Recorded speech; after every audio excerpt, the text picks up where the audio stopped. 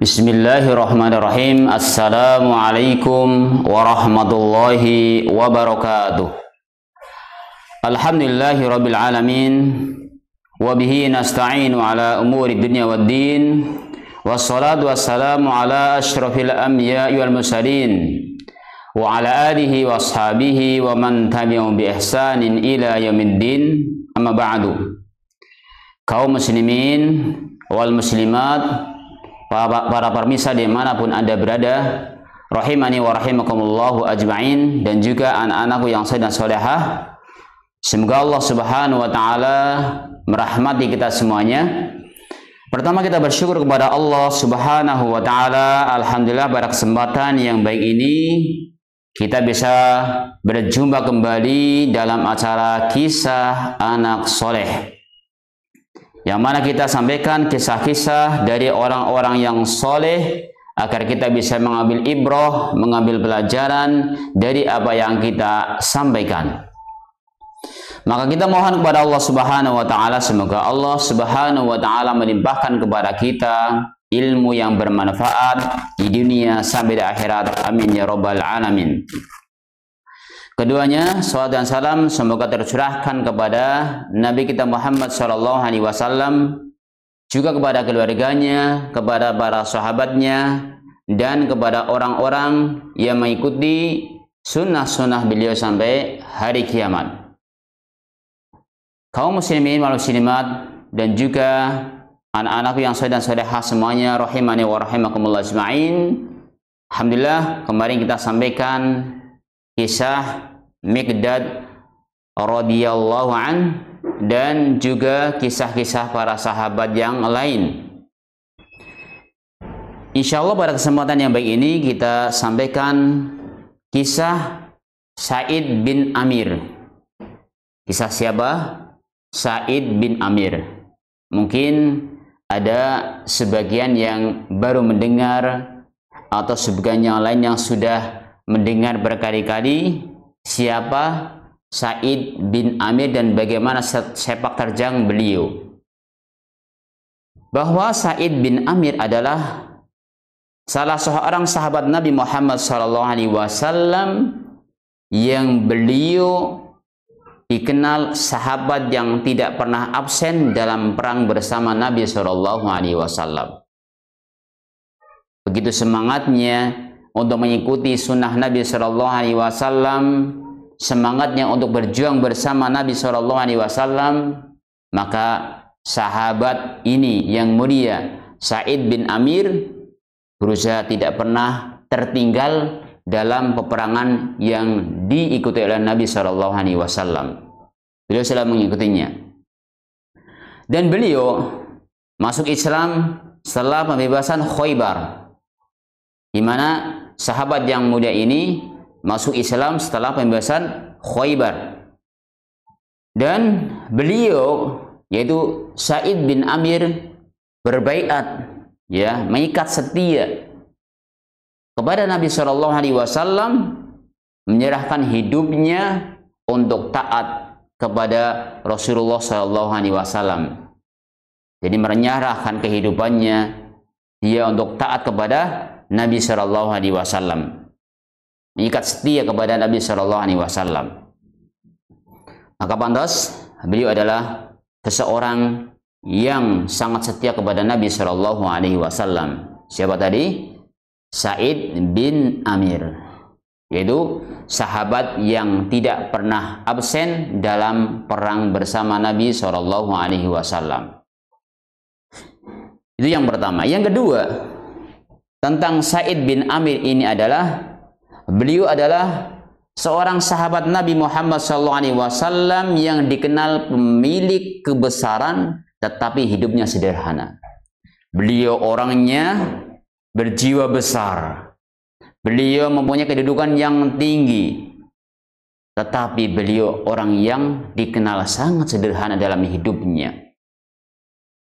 Bahkan dikisahkan bahwa tampilan yang sangat sederhana di depan umum, bahkan beliau tampilan sebagaimana tampilannya orang-orang yang miskin, orang-orang yang biasa, bukan menunjukkan orang-orang yang hidup mewah.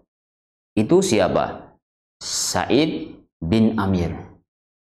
Pemilik kebesaran, tetapi hidupnya sangat sederhana. Bahwa dijelaskan bahwa beliau, Sa'id bin Amir ini, orang yang mempunyai kebesaran tetapi beliau itu sangat sederhana, itu tersembunyi, ya, tersembunyi ibaratnya mutiara di dalam kerangnya.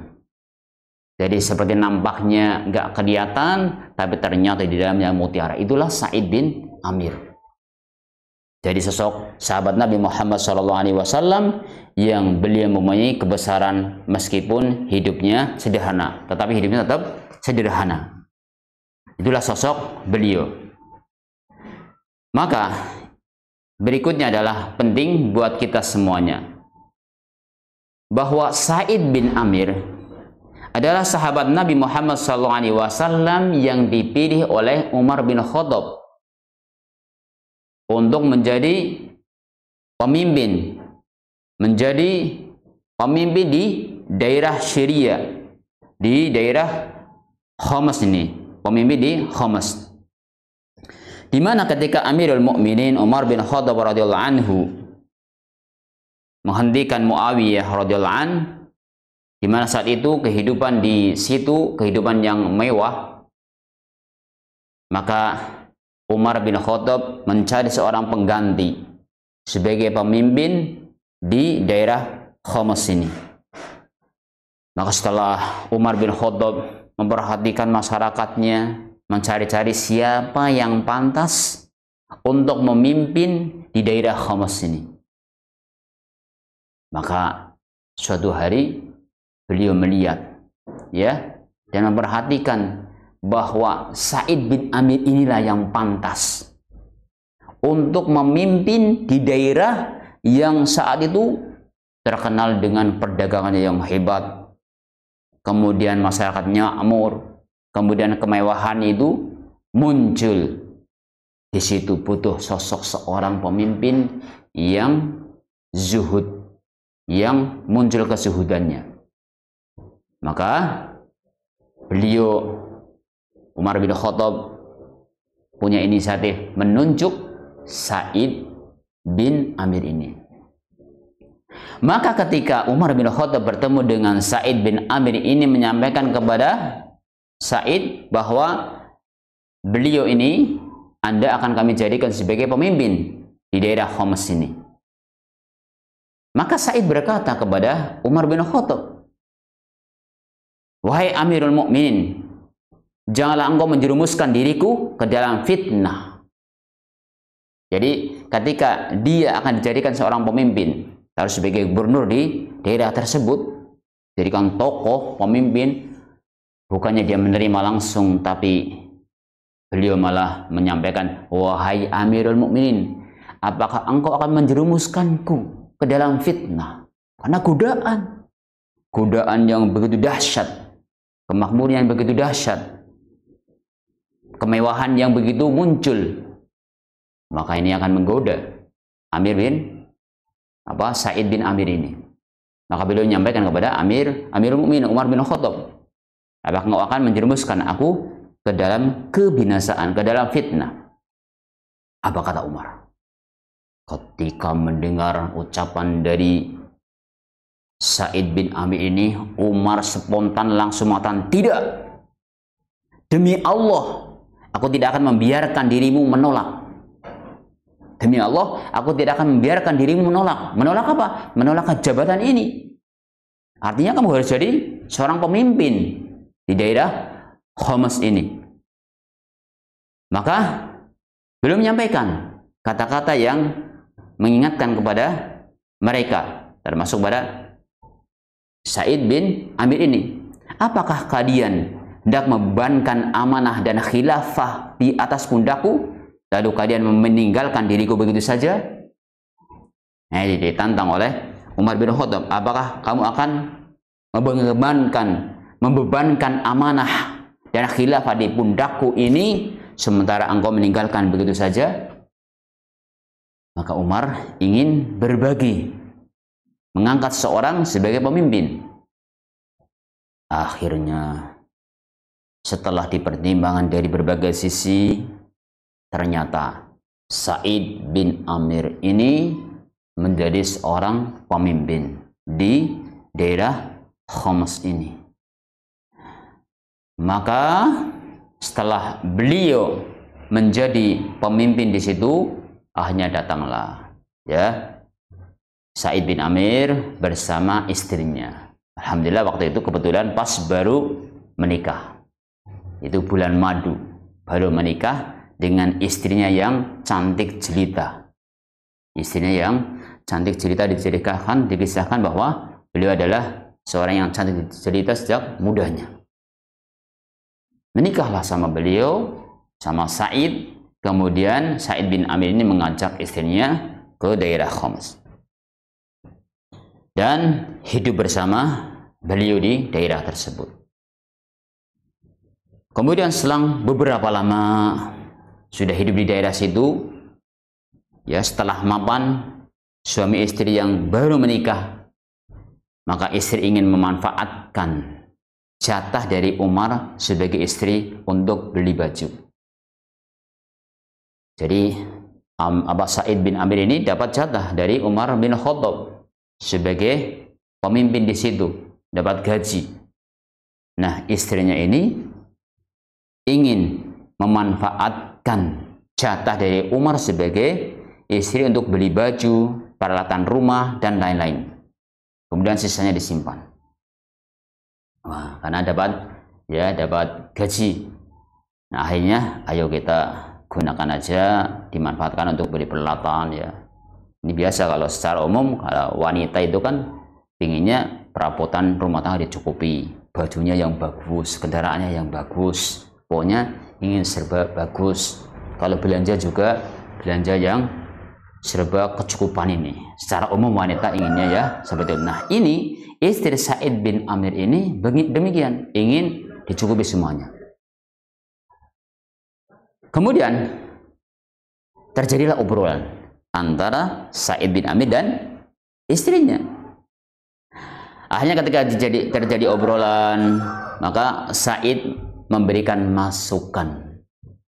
masukan kepada istrinya yang solehah tadi, yang cantik jelita. Sa'id memberikan masukan untuknya agar uang itu diserahkan kepada seseorang, karena kini usaha dagang sangat pesat di negeri ini.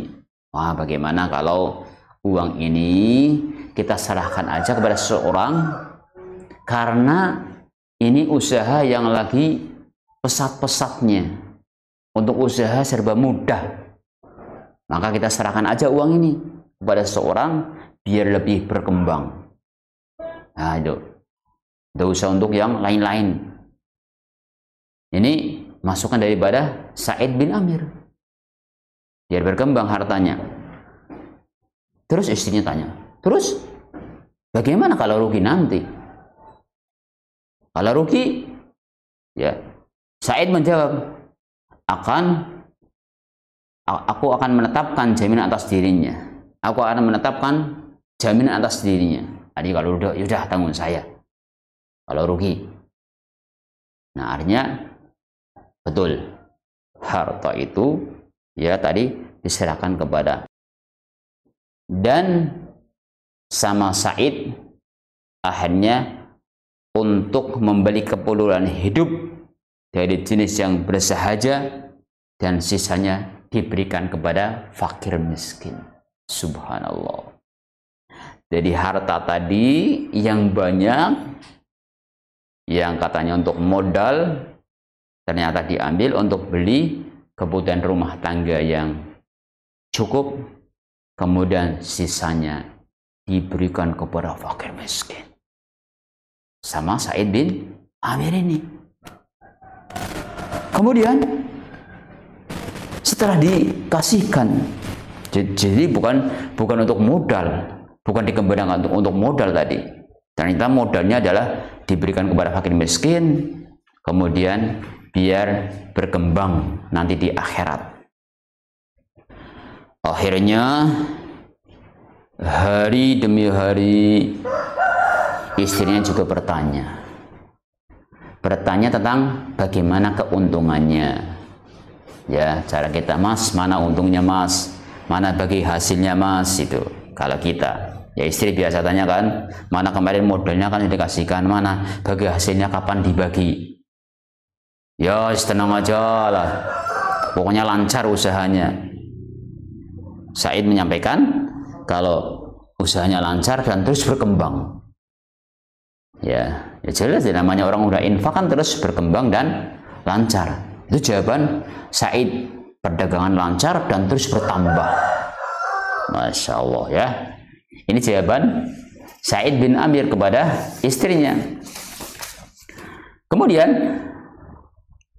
akhirnya namanya hidup selalu bersama, kok nggak dibagi-bagi sih? Ya, bagi hasilnya mana ini? Dari yang kita tanam modal ini. Akhirnya penasaran istrinya ini. Istrinya penasaran, bertanya kepada karib kerabatnya, kepada saudaranya. Sebenarnya kemana sih uang saya itu? Ya, untuk belanja atau tidak? Atau untuk belanjakan atau tidak untuk usaha? Ternyata ketika dia tanya ke saudaranya, Said tahu. Said pun tersenyum. Kenapa? Karena uang yang tadi sisa belanjanya untuk peralatan rumah tangga, sisanya uangnya itu bukan untuk modal usaha, bukan, tapi dikasihkan kepada fakir miskin dan orang yang membutuhkan oleh Said bin Amir. Akhirnya istrinya tahu dan mendesak kepada Said untuk menceritakan halnya. Apa gerangannya, kenapa? Hanya diceritakan kalau uang tadi dikasihkan kepada fakir miskin, sisa daripada uang yang tadi untuk belanja disisihkan kepada fakir miskin, bukan untuk modal dagang. Akhirnya sang istri itu sedih mendengar tuntunan atau tuturan daripada Said bin Amir ini. Wah, ternyata uang saya itu untuk dikasihkan ke fakir miskin. Ya, sejak awal sudah dikasihkan. Kira-kira gimana? Istrinya sedih, ya pantas. Akhirnya istrinya sedih dan menangis. Ketika menangis, subhanallah, justru ketika menangis itu istrinya tambah cantik. Istrinya tambah cantik dan khawatir Said bin Amir ini terfitnah dengan kecantikannya. Sehingga Said menoleh ke arah lain, ke arah lain dan membayangkan tentang surga Allah Subhanahu wa taala dan menceritakan bahwa di sana ada teman-teman kita yang sudah mendahului kita. Wahai istri yang salihah, di sana ada teman-teman kita, orang-orang yang soleh yang sudah mendahului kita, artinya sudah meninggal duluan. Dan dia mendapatkan kenikmatan yang luar biasa. Dan kita itu tidak ingin menyimpang dari jalan mereka, di mana mereka gemar untuk sedekah, gemar untuk infak. Mereka mengharapkan surga Allah Subhanahu wa taala. Kita ingin seperti mereka dan tidak ingin keluar dari jalan mereka. Meskipun saya harus diberi dunia dan seininya, saya tidak ingin menyimpang dari jalan mereka. Wah, itu. Jadi ketika dia melihat istrinya yang semakin cantik, ketika menangis justru dia menyampaikan adihan pandangannya tentang surga Allah Subhanahu wa taala. Di mana meskipun ditebus dengan dunia seisinya, dia tidak akan keluar dari jalan mereka. Jalan orang-orang yang soleh yang sudah diberi petunjuk. Bahkan ketika itu beliau menceritakan kepada istrinya, wahai sayangku, istriku, di surga nanti ada gadis-gadis yang cantik sekali. Di surga terdapat gadis-gadis yang cantik, yang apabila bidadari ini, gadis ini turun ke muka bumi ini akan syuk. Woi, langsung dunia itu jadi terang. Itu lebih terang daripada matahari. Ketika ada satu bidadari turun ke dalam surga ini, subhanallah, berarti begitu cantiknya, yang luar biasa. Maka ini diingatkan kita jangan terfitnah dengan wanita. Ingatlah bidadari surga yang jauh lebih cantik daripada apa yang di dunia ini. Maka beliau menyampaikan, Sa'id bin Amir ini menyampaikan kepada siapa? Istrinya, menghibur. Di surga terdapat gadis-gadis yang cantik, yang apabila turun ke bumi akan menjadikan dunia terang benderang. Subhanallah, karena cantiknya. Maka ini kata-kata Sa'id kepada istrinya, bahwa dia menyampaikan, mengorbankan dirimu untuk mereka tentu lebih utama. Jadi mengorbankan dirimu untuk mereka, untuk para calon bidadari, itu lebih utama daripada mengorbankan mereka untuk dirimu. Ini Sa'id bin Amir menyampaikan, jadi mengorbankan dirimu untuk mereka lebih baik daripada mengorbankan mereka untuk dirimu. Jadi memikirkan kehidupan akhiratnya, menghidupkan kehidupan yang sebenarnya itu surga Allah Subhanahu wa taala. Maka beliau mensedekahkan hartanya untuk mendapatkan bidadari-bidadari yang cantik cerita nanti. Maka ketika itu akhirnya istrinya terbuka. Istrinya sadar dan menjadi orang-orang yang zuhud mengharapkan surga Allah Subhanahu wa taala. Inilah sosok suami yang bisa meredam, mengajak istri untuk mengingat akhirat, mengingat Allah Subhanahu wa taala, dan tidak terlena dengan kenikmatan dunia meskipun sudah di hadapannya. Subhanallah. Inilah anak-anakku semua yang soleh dan solehah semuanya, rahimani warahmatullahi ajmain, dan juga para pemirsa dimanapun Anda berada, sosok seorang yang saleh, ya, yaitu siapa tadi? Sa'id bin Amir. Dan bagaimana menghadapi istrinya tadi sehingga luluh hatinya dan menjadi sosok seorang istri yang sadar dan mengikuti arahan dari Sa'id bin Amir dan menjadi orang yang zuhud. Nah, tentunya ketika sedekah, ketika dia infak di jalan Allah SWT, memberikan fakir miskin, tentu terus akan berkembang hartanya. Tidak ada ruginya kalau dia ikhlas karena Allah Subhanahu wa taala, terus berkembang lebih besar daripada ketika dia tadi untuk berdagang. Itu kecerdasan daripada Sa'id bin Amir. Ini. Jadi itulah kondisi ketika beliau dan istrinya di Khomas, ya. Dia menjadi pemimpin, kemudian hidup bersama istrinya, ternyata menampakkan kesederhanaan meskipun beliau adalah mempunyai pemilik kebesaran, tapi menampakkan kesederhanaannya termasuk dalam keluarganya.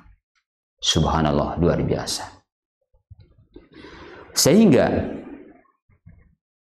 kondisi beliau karena zuhudnya beliau dan cintanya kepada akhirat dan tidak cinta kepada dunia mengakibatkan orang-orang cinta kepada Sa'id bin Amir ini. Masyarakat pada senang pada beliau, cinta pada beliau.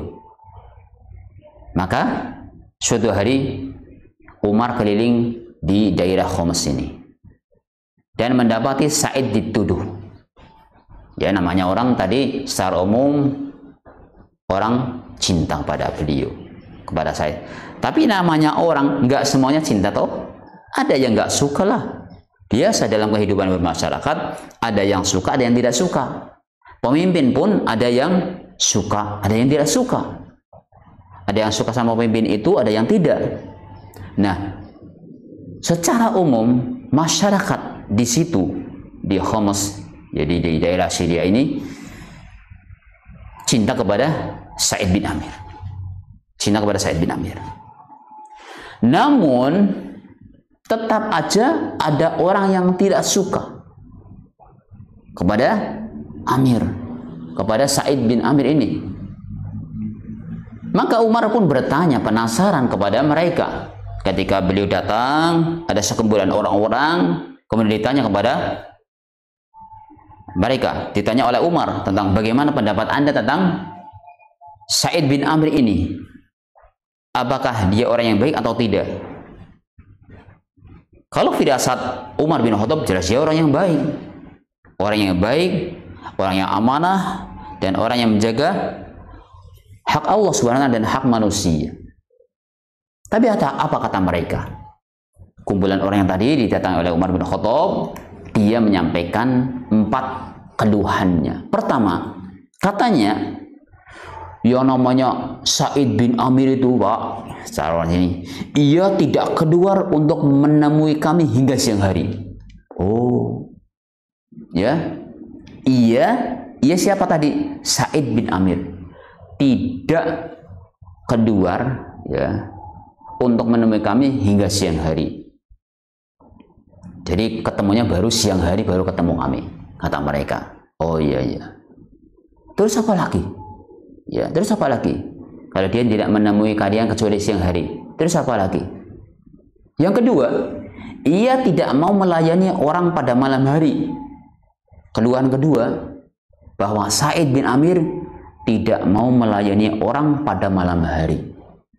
Tadi tidak mau menemui kecuali di siang hari. Yang kedua, ketika malam hari tidak mau menemui orang. Yang ketiga, keluhannya adalah setiap hari atau setiap bulannya ada 2 hari. Setiap bulannya ada 2 hari yang dia tidak mau keluar untuk kami, sehingga kami tidak bisa menemuinya.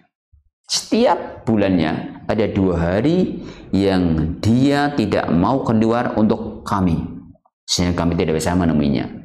Selalu ada kayak gitu keluhan mereka. Kemudian apa lagi coba keluhannya? Yang keempat, keluhannya yaitu ada satu permasalahan, satu peristiwa yang bukan kesalahan tapi mengganggu kami. Apa? Dia suatu hari pingsan. Ya, bukan kesalahan tapi mengganggu kami, kata mereka, kata kelompok kanan tadi. Wah, dia tahu-tahu pingsan gitu. Ya, Sa'id bin Amir itu tahu-tahu pingsan. Dikeluhkan sama caranya orang ini pada curhat kepada Umar bin Khattab. 4 permasalahan. Tadi dia tidak menemui kecuali di siang hari. Kemudian yang kedua, tidak mau menemui di malam hari. Kemudian yang ketiga, dia itu selalu ada 2 hari yang tidak mau bertemu dengan mereka.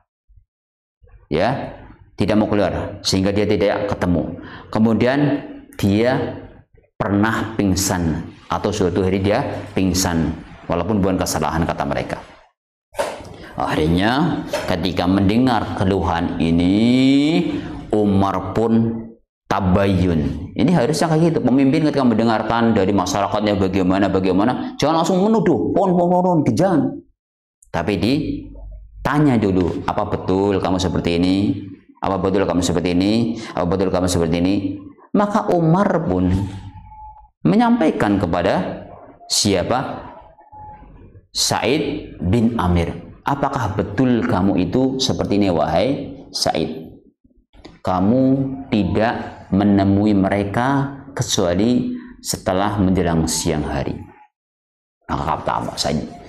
Maka Sa'id menjawab, iya betul Amirul Mukminin. Saya tidak menemui mereka kecuali sudah siang hari atau agak siang. Kenapa? Karena keluarga kami tidak mempunyai pelayan. Saya seorang pemimpin di sini, tapi saya nggak punya pembantu, nggak punya pelayan. Dan saya yang membuat adonan, kemudian membiarkan sampai mengembung. Jadi membuat adonan roti, kemudian membiarkan sampai mengembung. Jadi ngolah roti. Setiap hari dia membuat roti, kemudian adonan itu dibiarkan sampai mengembung. Nah, setelah jadi, baru saya keluar. Kira-kira waktu duha kayak gitu, saya keluar untuk sholat duha dan menemui mereka. Jadi kalau pagi-pagi belum bisa. Jadi agak siang baru saya bisa. Setelah pekerjaan selesai, karena saya nggak punya pembantu. Oh, gitu. Amirul Mukminin, oh menyadari. Alhamdulillah, ini firasat saya, memang benar. Beliau orang yang amanah, jujur, dan zuhud. Dia nggak punya pelayan, dan kalau pagi hari dia membuat adonan, kemudian dibuat roti itu sampai mengembang, baru dia kalau sudah jadi tinggal keluar untuk sholat duha dan menemui mereka. Oh gitu. Yang kedua, ketika ditanya atau dikeluhkan, kenapa dia itu tidak mau menemui mereka di malam hari? Maka disampaikan oleh Sa'id bin Amir, demi Allah, sebenarnya kami tidak ingin menyebutkan. Yang depan pun tidak ingin menyebutkan sebenarnya. Apa sih harus menceritakan hal seperti ini? Akhirnya diceritakan oleh Sa'id bin Amir kepada Umar bin Khattab karena demi maslahat, untuk maslahat. Nah, dia menyampaikan sebenarnya siang hari sudah untuk mereka. Jadi siang hari sudah ketemu mereka, bertemu mereka, terus ngobrol dengan mereka, membantu mereka, menolong mereka. Masyarakat sudah dibantu, ditolong di siang hari. Maka malam hari untuk Allah Subhanahu wa Ta'ala, bermunajat kepada Allah Subhanahu wa Ta'ala di malam hari. Siang hari untuk manusia, tapi malam hari untuk Allah Subhanahu wa Ta'ala, bermunajat kepada Allah Subhanahu wa Ta'ala. Itu yang kami lakukan. Oh, gitu. Umar bin Khattab mendengarkan, oh begitu. Ya, mendengarkan tuturannya, penjelasan dari Sa'id bin Amir. Tuduhan mereka terbantah, terjawab. Terus yang ketiga apa? Tadi mengeluhkan bahwa setiap bulannya Sa'id itu selalu ambil 2 hari tidak mau bertemu dengan mereka, katanya. Tidak mau bertemu dengan masyarakatnya. Oke, betul. Apa yang mereka katakan betul. Kenapa? Saya itu tidak punya pelayan. Saya itu tidak punya pembantu. Dan saya setiap bulan harus mencuci bajunya. Karena saya tidak punya baju, ya, kecuali yang ini. Maka saya pun cuci dan sampai kering. Setiap bulannya saya cuci, kemudian sampai mengeringkan. Maka saya ambil 2 hari, baru saya pakai lagi. Tiap bulan seperti itu. Subhanallah, kan begitu sederhananya kehidupan beliau. Meskipun orang yang memiliki kebesaran, tetapi dibalik dia kesederhanaan yang luar biasa, kesederhanaan yang luar biasa. Oh begitu toh, iya, luar biasa. Jadi beliau mengambil waktu selama 1 bulan 2 hari untuk mencuci baju, luar biasa, ya, untuk persiapan dipakai lagi. Terus apa lagi? Yang berikutnya, tuduhan yang keempat, bahwa beliau dikatakan pernah pingsan sehingga mengganggu mereka. Apa sih? Kenapa sih? Dan apa masalahnya? Itu. Maka Umar mau nanyakan kepada Sa'id bin Amir ini, dijelaskan bahwasanya beliau pingsan. Adapun pingsan karena teringat kisah Khubayb, ya, Al-Ansari yang jatuh tersungkur, tubuhnya disayat oleh orang kafir Quraisy. Dia jatuh tersungkur, ya, kemudian tubuhnya disayat-sayat oleh orang kafir Quraisy. Kenapa? Karena dia membela Nabi Shallallahu Alaihi Wasallam. Beliau disiksa oleh orang kafir Quraisy karena membela Nabi Shallallahu Alaihi Wasallam. Jatuh tersungkur dan disayat tubuhnya. Allahu Akbar. Disiksa.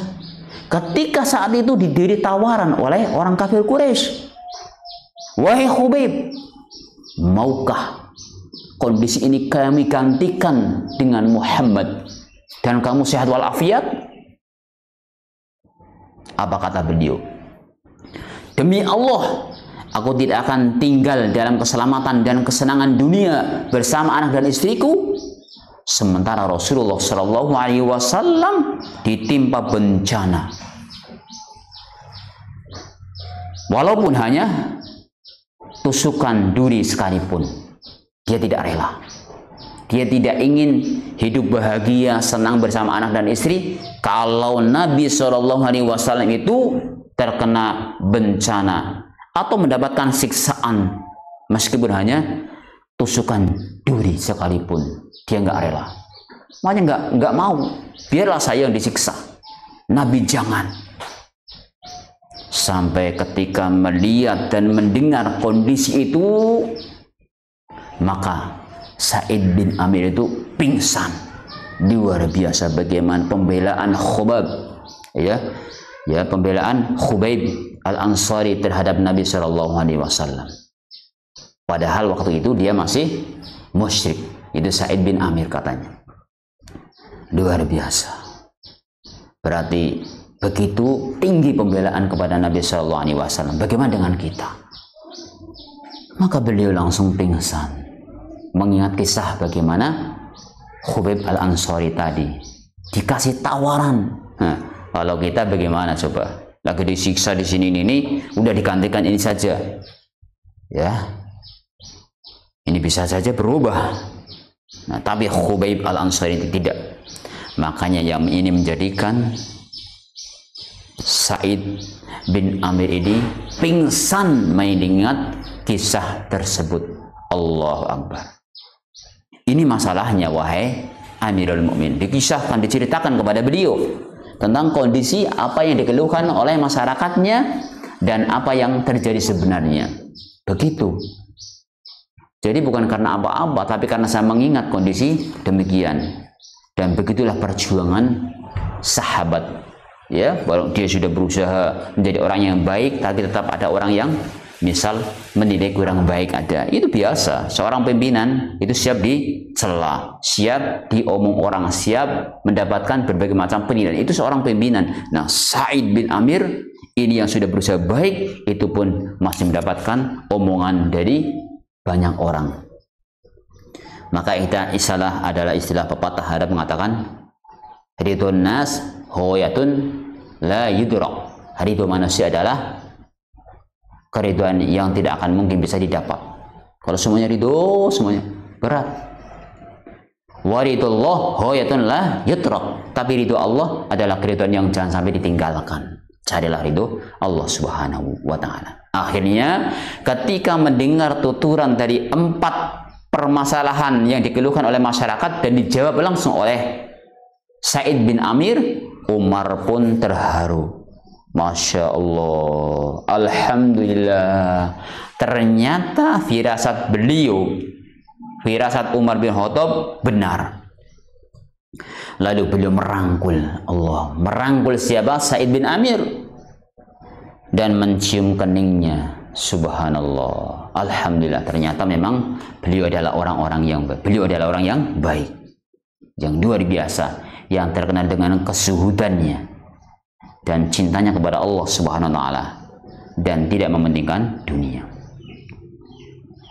Kaum muslimin wal muslimat, para pemirsa dimanapun Anda berada, dan juga anak-anak yang soleh dan solehah semuanya rahimani wa rahimakumullah ajma'in. Berikutnya, bagaimana sikap Sa'id bin Amir ini terhadap gajinya. Beliau mendapatkan gaji dari Umar bin Khattab sebagai khalifah. Maka sebagian gaji Sa'id diberikan kepada fakir miskin. Dari gaji beliau, setelah diambil sebatas untuk kebutuhan anak istrinya, selebihnya dibagikan untuk fakir miskin. Allah Akbar. Subhanallah, luar biasa. Beliau tidak suka hidup bermewah-mewahan, tapi hidup sederhana, tapi mempunyai kebesaran yang tinggi. Bahkan banyak orang yang mengatakan untuk menikmati hidupnya, tetapi beliau tetap ingin bersedekah. Bersedekah kepada fakir miskin dan orang-orang yang membutuhkan. Coba kenapa? Apa yang mendorong beliau berbuat demikian? Karena beliau ingat apa yang dikisahkan oleh Nabi Muhammad SAW bahwa kelak Orang-orang miskin akan berbondong-bondong masuk surga. Bahkan ketika ditanya, jangan dulu. Nanti dihisab dulu. Kami tidak ada yang dihisab. Orang-orang fakir miskin nggak ada yang dihisab. Harta tidak ada, nggak memiliki ini. Akhirnya dia lebih mudah ya untuk masuk surga lebih dahulu. Makanya ini Sa'id bin Amir ingat kisah tersebut, maka beliau senang untuk bersedekah, bersedekah. Itu. Jadi ingat kondisi di akhirat kelak bahwa orang-orang miskin berbondong-bondong ingin masuk surga terlebih dahulu. Saudara Qusayman rahimani wa rahimakumullah ajma'in, itulah kisah sahabat Nabi Muhammad SAW, pemilik kebesaran di balik kesederhanaan. Siapa beliau tadi? Sahabat Nabi Muhammad SAW yang bernama Sa'id bin Amir. Kemudian hari demi hari berlalu, ternyata saatnya ajal menjemputnya. Tepatnya pada tahun 20 Hijriah, beliau radhiyallahu anhu pulang ke hadapan Allah Subhanahu wa taala. Pulang dengan hati yang bersih karena rindu dengan teman-temannya yang saleh. Ingin bertemu dengan teman-teman yang saleh. Beliau akhirnya juga meninggal dunia. Dan beliau adalah sosok orang yang zuhud dan meletakkan dunia pada posisi yang rendah. Tidak mengedepankan dunia, tapi mengedepankan kehidupan akhiratnya tadi. Sehingga muncul semangat beribadah, semangat bersedekah, kemudian dia mementingkan kehidupan akhiratnya. Maka selamat bagi Sa'id bin Amir, baik selagi hidup maupun wafatnya. Semoga Allah Subhanahu wa taala merahmati beliau dan memusahkan ke surga Allah Subhanahu wa taala, dan juga kita sebagai kaum muslimin bisa mengambil ibrah, pelajaran, dan kita dimudahkan untuk masuk ke surga Allah Subhanahu wa taala. Itulah kisah sahabat Nabi Muhammad SAW yang bernama Sa'id bin Amir. Maka ada beberapa pelajaran, ibrah, hikmah yang bisa kita ambil. Di antaranya adalah pertama, berusaha menjaga amanah. Al-amanatu kanzun. Amanah adalah merupakan harta yang berharga, harta simpanan. Sahabat yang namanya Sa'id bin Abi ini menjaga amanah, yaitu dari Umar bin Khattab. Tadi dia mendapatkan amanah meskipun pada awalnya tidak mau menjadi pemimpin, tapi dia harus memimpin di daerah Khomas. Meskipun dia harus mengorbankan hartanya, mengorbankan waktunya dan perasaannya, meskipun dicela oleh sebagian orang-orang yang tidak suka, meskipun kebanyakan mencintainya, tapi tetap ada orang yang menilai negatif. Beliau sabar dan tetap berusaha menjaga amanahnya sebagai pemimpin, dan istrinya juga berusaha dibimbing agar menjadi istri yang salehah, yang siap untuk zuhud, hidup dengan sederhana.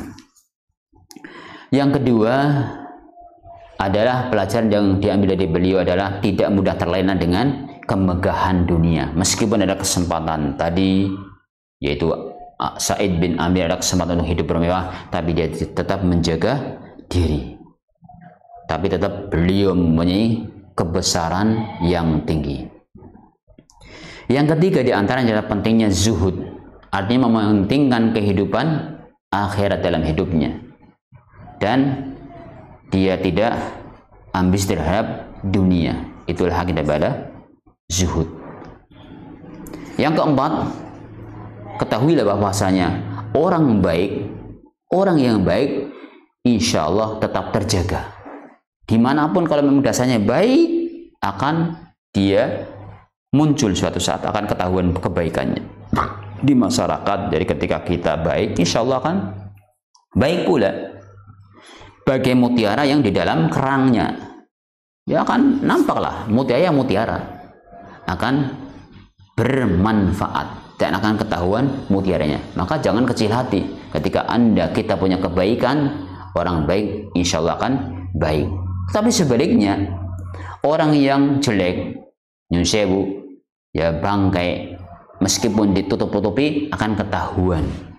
Maka berhati-hatilah, kita tetap berusaha menjadi orang yang baik dan berlatih menjadi orang-orang yang baik. Dan yang terakhir, hendaknya dari kisah yang tadi adalah kita merindukan surga Allah Subhanahu wa Ta'ala, merindukan surga Allah Subhanahu wa Ta'ala, berharap agar kita bertemu dengan orang-orang yang soleh, bertemu dengan Nabi Muhammad SAW dan para sahabat ridwanullah alaihim, di mana mereka sudah meninggal terlebih dahulu. Ini yang tadi disifati, yang dimiliki oleh Sa'id bin Amir, bahwa beliau ingin bertemu dengan teman-temannya yang sudah mendahulunya.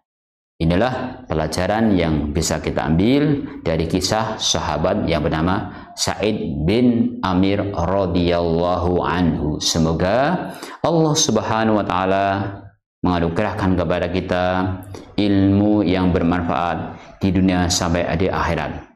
Demikian, semoga bermanfaat, dan mohon maaf atas segala kesalahan dan kekurangan kami.